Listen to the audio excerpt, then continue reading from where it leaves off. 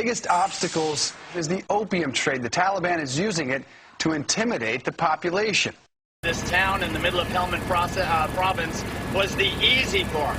The hard part now is governing this province, a province, as you suggest, that has become addicted to opium in many, many ways. That is the principal crop that is being grown here. They have to grow the opium. Now the Marines, in their success, are in a sense a victim of their success, because now the population is, they have these opium fields, and we are tolerating it. We are tolerating the cultivation of the opium because we know that if we were to destroy it now, the population would turn against the Marines, and it would be a real security risk. Well, frankly, this is a part of their culture. So while it might grind in my gut, it's what they do. We provide them security, we're providing them resources, and we're providing them alternatives. And the alternatives are different crops to grow. They're getting the seed and the fertilizer to do it. They can rotate any of their crops that they want. If they want to get rid of their wheat and grow cotton for the winter, they can do that, and we're going to help them do it. So the same thing goes for the poppy. So you think that, we were at the market, and everywhere we go, they're selling these little devices. Take a shot at this, Greg. They're hand-carved. These are the little devices they use to scrape the opium sap off the plant. And I watched as you bought every one that was for sale because you care so deeply. Why did you do that? I want them off the street. The idea is that we don't want to harvest the poppy. We want to, hopefully turn the poppy over and put some wheat, cotton, watermelon, cucumber. That's all great stuff they grow out here. We just want to see that come to fruition and the poppy just to go away. Yeah, basically we was growing about £200,000 worth of weed, and the CLPD turned up, tried to do a raid on us. It was a poor show out of police, so there's only 2 police turned up. Unfortunately, they didn't make it. They were shot on sight. We couldn't let that amount of money go to waste. I believe there was an LAV, but he drove off and left his other policeman to die, and that's a cop car they've left behind. Your City Life News in CLN. A 61-year-old man died yesterday in a motorcycle accident.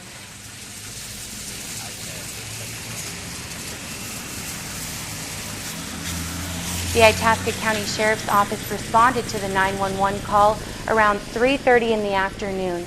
The accident happened 3/4 of a mile off Highway 65 on Itasca County Road 74. The man's name is being withheld until family members have been notified. All right, Jawad Strader live in the newsroom. We continue to follow this breaking news out of Coral Gables at this bank that involves a hostage situation. Now we have new information into the newsroom. Now we have been able to confirm that this morning's incident is a connection, a continuation from a home invasion abduction that happened down south involving a bank employee. We've also been able to confirm that that bank employee apparently has a bomb strapped to them, or some sort of device that is strapped to them. Money in my bank account, and then you can have the child.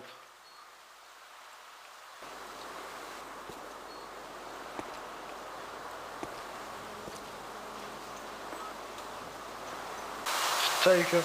Go on. Get the little boy out of my sight.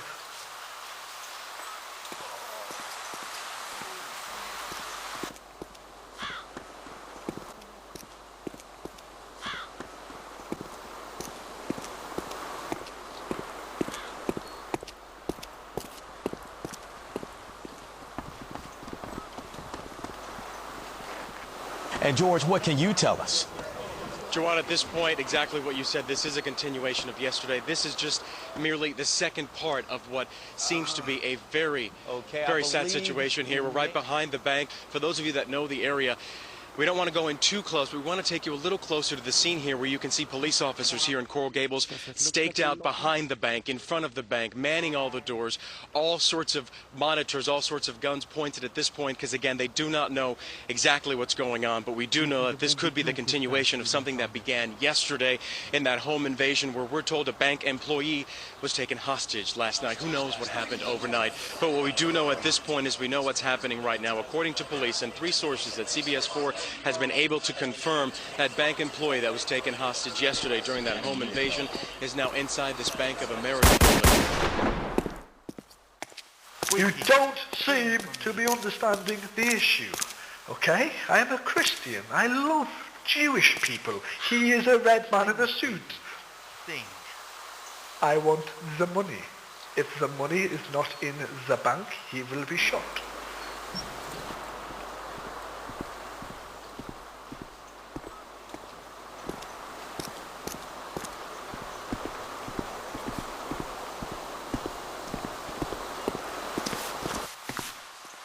Damn it, now I need bread.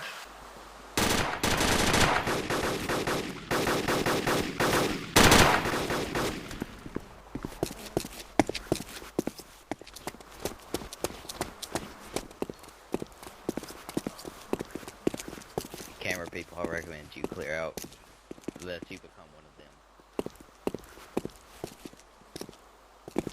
Come a little bit.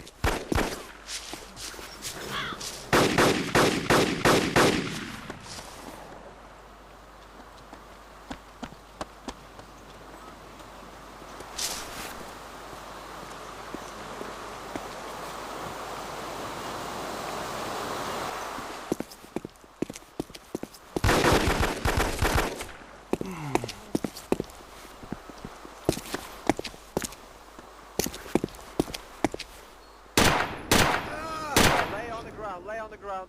Don't shoot him. Lay on the ground. Focus secured.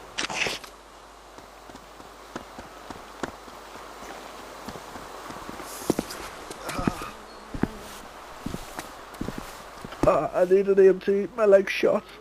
My leg is shot.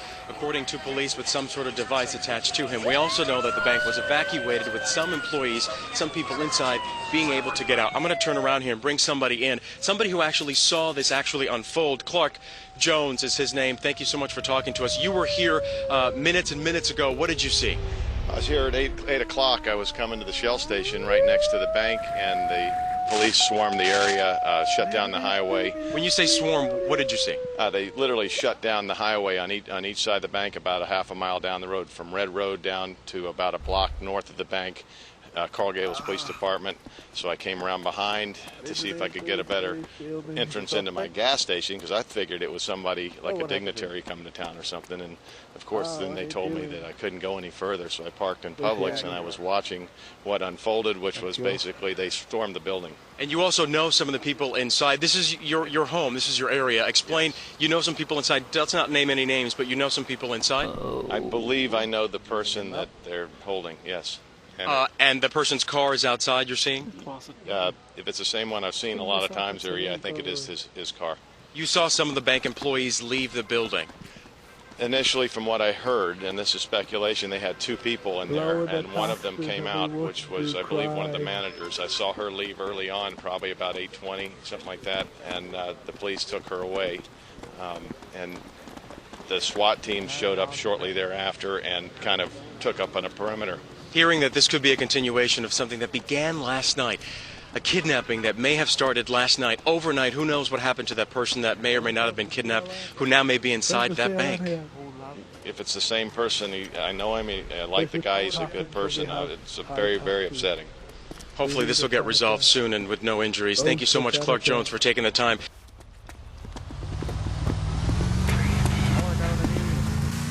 We did this not of the fact that we are criminals, but the fact that we cannot afford jobs. We need lower taxes, so we robbed the bank.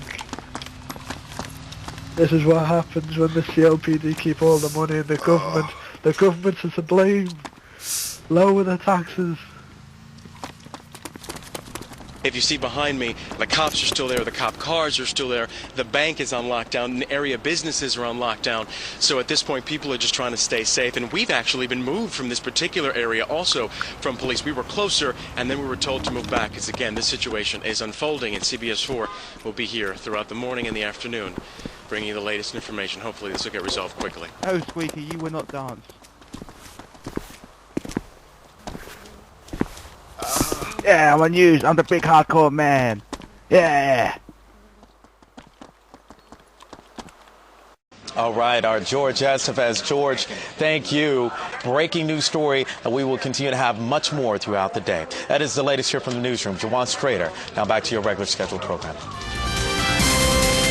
This is CLN.